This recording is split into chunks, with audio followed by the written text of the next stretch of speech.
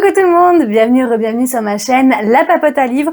Aujourd'hui, je vous fais une vidéo un peu spéciale puisque ça y est, Madame Errance a mis en ligne sa vidéo pour le Flower Book Challenge.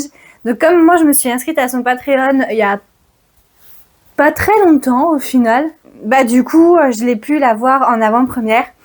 Mais je voulais vraiment attendre qu'elle la mette en ligne de manière officielle pour tout le monde pour pouvoir vous sortir cette vidéo. Donc ça y est, c'est fait. Donc on va pouvoir partir sur l'édition 2026. Alors tout d'abord, ce qu'il faut savoir sur le Flower Book Challenge, c'est que il commence le 1er mai et il se termine le 1er juillet. Donc le Flower Book Challenge, c'est quoi? Et c'est tout simplement un challenge littéraire qui va être mis en avant par des fleurs parce que Cam de Mademoiselle Errance, elle adore les fleurs. Donc en fait, elle a choisi 7 fleurs différentes, si je me trompe pas, j'ai mes petites notes à côté. Plus une fleur bonus. Donc en fait, l'idée c'est que les 7 fleurs représentent les couleurs de l'arc-en-ciel, version fleur, et que chaque catégorie est déterminée par la fleur qui est mise en avant. Voilà. Je vous en dis pas plus, vous comprendrez au fur et à mesure. Dans tous les cas, je vous mets, si j'y pense, la vidéo ou quelque part par là, ou dans tous les cas, elle sera en barre de description. Comme ça, vous pourrez aller voir directement sur la vidéo de Madame Errance. On commence avec la première fleur qui est la plumbago. Plumbago. Ça me fait trop penser à lumbago. Ça y est, je commence et c'est que le début. Alors, c'est la plumago et en fait, c'est la fleur bleue. Donc, sur cette catégorie, on demandera ou un livre bleu ou un livre qui a un genre cozy, donc cozy fantasy, cozy mystery ou cozy romance, ou les deux. Donc moi, alors il faut savoir que contrairement à l'année dernière où j'ai fait une pile couleur et une pile dénomination, on va dire ça comme ça. J'ai plus les mots. Du coup, cette fois, j'ai essayé de faire en sorte d'avoir le livre qui a et la couleur, et le thème, et la thématique. Vous verrez, des fois, c'est dû à peu près, ok. Mais ça passe. Donc, pour la plumbago, j'ai choisi, hop, je le récupère, Two Can Play de Ali Hazelwood chez Penguin Random House, puisque c'est la version en anglais que j'ai prise. Ça tombe bien parce que je comptais la lire au mois de mai. Donc hop, elle fait partie de mes lectures mai-juin, quelque chose comme ça. En plus, il est assez fin vu qu'il est en anglais, j'ai envie de vous dire, voilà. C'est de la cozy romance. Donc, en fait, c'est dans le monde du jeu vidéo. On va suivre Viola, Bowen et Andrews, apparemment. Voilà. Je ne vais pas vous faire l'affront d'essayer de traduire en direct, ça va pas être possible. Déjà en espagnol c'est très compliqué, mais en anglais, voilà, là il va vraiment falloir que je me mette en mode concentration extrême. Donc, mais je sais que voilà, Ali Hazelwood c'est vraiment... Alors c'est un spicy enemies to lovers, mais le monde du jeu vidéo en général c'est assez cosy, c'est assez... voilà, j'ai envie de vous dire, voilà. Je crois que vous devez avoir l'habitude de mes voilà partout. À chaque fois, je dis voilà. Voilà. La deuxième fleur, c'est le nénuphar rouge. Donc, soit c'est un livre rouge, soit c'est un livre qui a un rapport avec l'eau, la mer ou une aventure maritime. Et j'en ai pas beaucoup. Enfin, si, j'en ai. Mais toutes les couvertures sont ou bleues, ou noires, ou quoi. Donc, j'ai décidé de prendre la carte des confins de Marie Répelin chez PKJ, donc c'est le tome 1. Elle a les cheveux rouges, l'héroïne. Ça marche. Donc on va suivre Kali, une voleuse hors pair, qui est parvenue à s'emparer d'un compas marin enchanté. L'instrument permettrait de trouver la mystérieuse carte des confins, un monde au-delà d'une autre dont personne n'est jamais revenu. Explorer les confins, c'est la certitude d'entrer dans la légende et le désir le plus cher de Blake Jackson, jeune capitaine de l'Avalon. Le bateau pirate le plus redouté des mers. Prêt à tout pour obtenir ce qu'il veut, Blake va convaincre Kali de l'aider dans sa quête. Devenu compagnon de route, le pirate et la voleuse s'apprivoisent et se dévoilent peu à peu. Mais le lourd secret que cache Kali pourrait bien ruiner leur seul espoir de mettre la main sur la fameuse carte et bouleverser à jamais leur existence. Bon, Ça, à mon avis, c'est du slow, parce que c'est à partir de 13 ans. Et ça me va très bien. Et je crois que tous les tomes sont sortis en poche, ou en tout cas une grande partie, pour la saga. Donc si celui-là me va... Je me demande si j'ai pas le tome 2. Non, j'ai pas encore le tome 2. Donc ouais, donc si celui-là j'accroche bien, bah du coup... à un moment donné, quand je sais pas, mais à un moment donné, je pourrais prendre les autres tomes. Ensuite, on a la fleur de Sakura, donc le rose. Donc un livre rose ou un livre du folklore asiatique. Donc elle a dit folklore asiatique ou auteur-autrice asiatique ou personnages principaux asiatiques. Donc moi j'ai décidé de prendre... Bon, il est assez vert, mais quand même, il y a pas mal de roses. C'est Une éclatante malédiction de Elisabeth Lim chez Rajo. Donc, Shani n'est pas née monstre, mais lorsque son père a tenté de la sacrifier à Angma, la sorcière démon, elle est revenue changée. Son visage est à présent celui d'un serpent et seule sa sœur, la lumineuse Vanna, ne voit pas en elle une créature effrayante. Malgré leurs apparences diamétralement opposées, les deux sœurs s'aiment férocement. Seulement Angma l'a promis, aux 17 ans de Vanna, elle reviendra la chercher. Et Shani est prête à tous les sacrifices pour l'en empêcher. Donc en fait, ça c'est le préquel de Six Couronnes écarlates et la promesse du dragon. Donc Six Couronnes écarlates, je l'ai quelque part par là. Ça me permettra de faire la suite. Donc ça sera sympa. Et en plus c'est ma maman, je crois qu'il m'avait offert celui-là pour mon anniversaire. Ça permettra aussi de commencer une saga, de voir si elle me plaît, de faire la suite. Donc voilà, hop.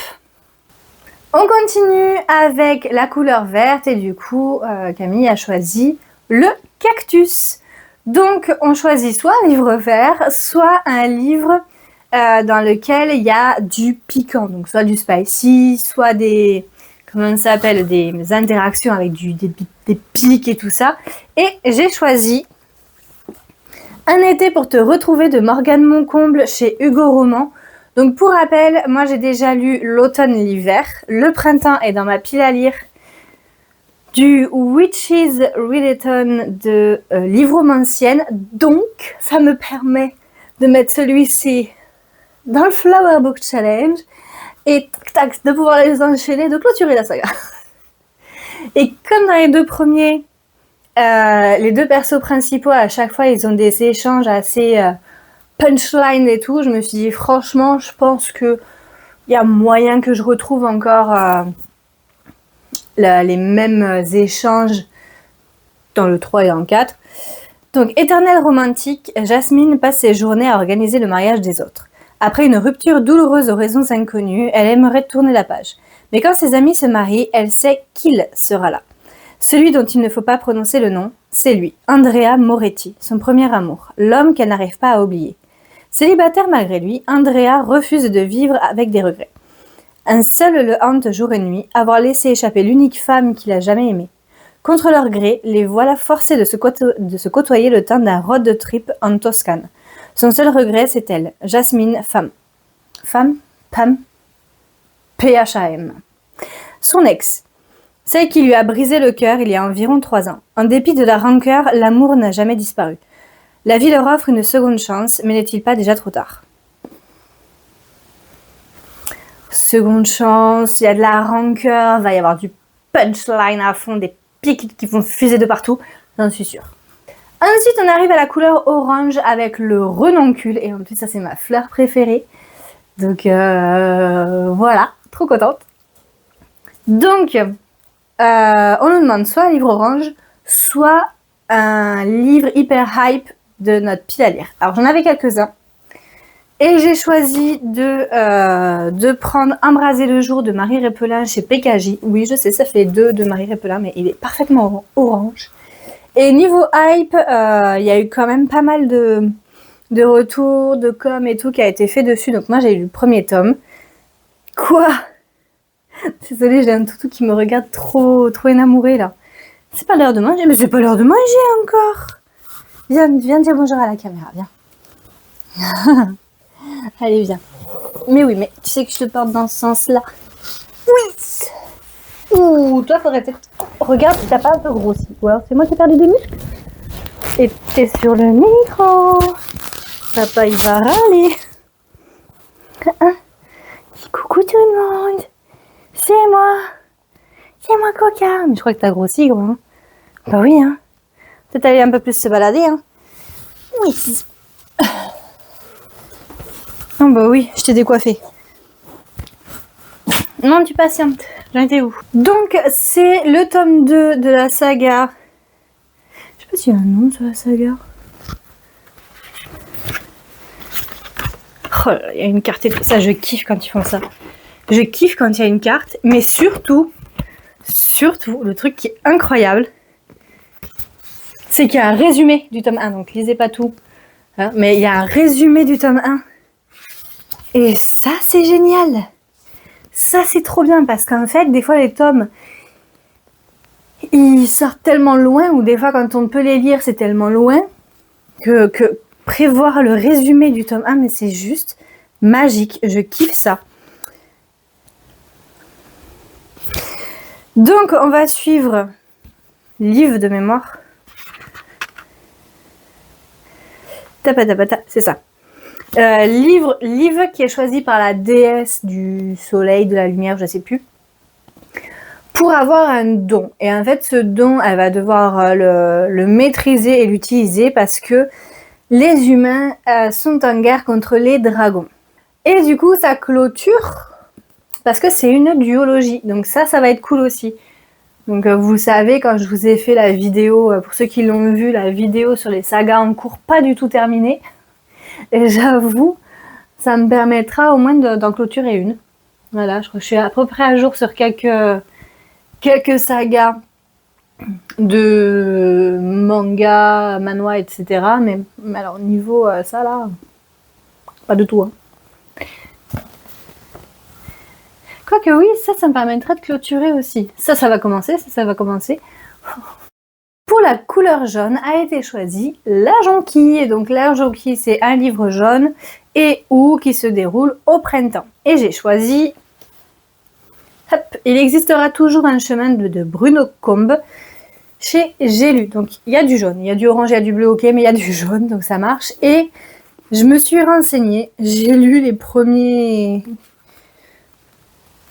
le début de là, et ça me marque, malgré le printemps naissant. Parfait. Au moins, ça se déroule au printemps à peu près. En tout cas, sur la première page.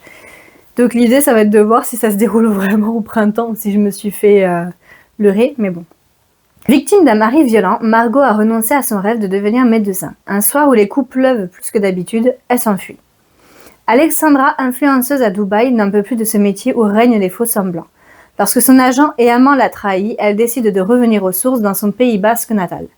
Mathieu s'est endetté pour acheter une propriété viticole en Espagne.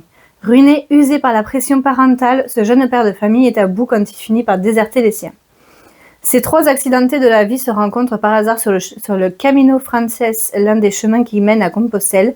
Au fil des marches et des échanges, parviendront-ils à retrouver la voie du bonheur. Donc celui-ci, je l'avais pris à Gibert pour pas très cher, je crois qu'il était à 3 ou 4 euros, quelque chose comme ça, en occasion.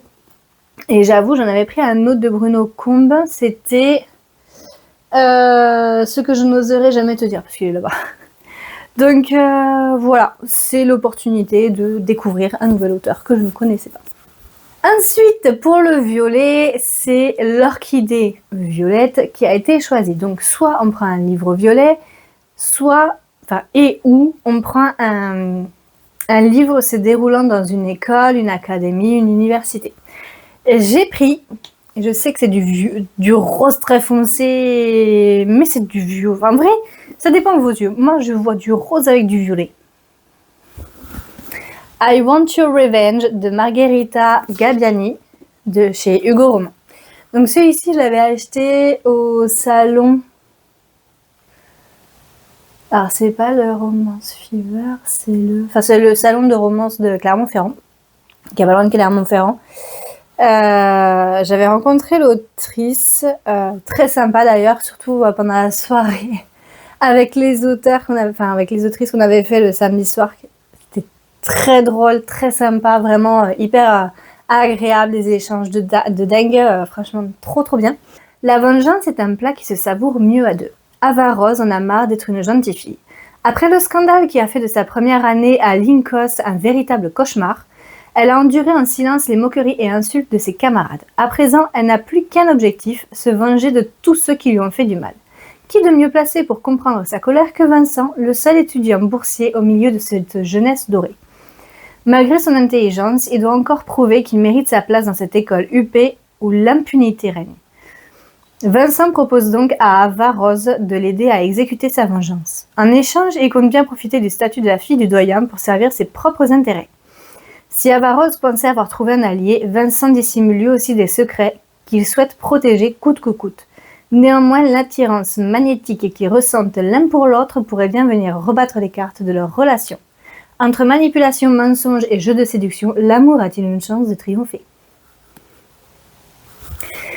J'ai hâte de découvrir sa plume. Franchement.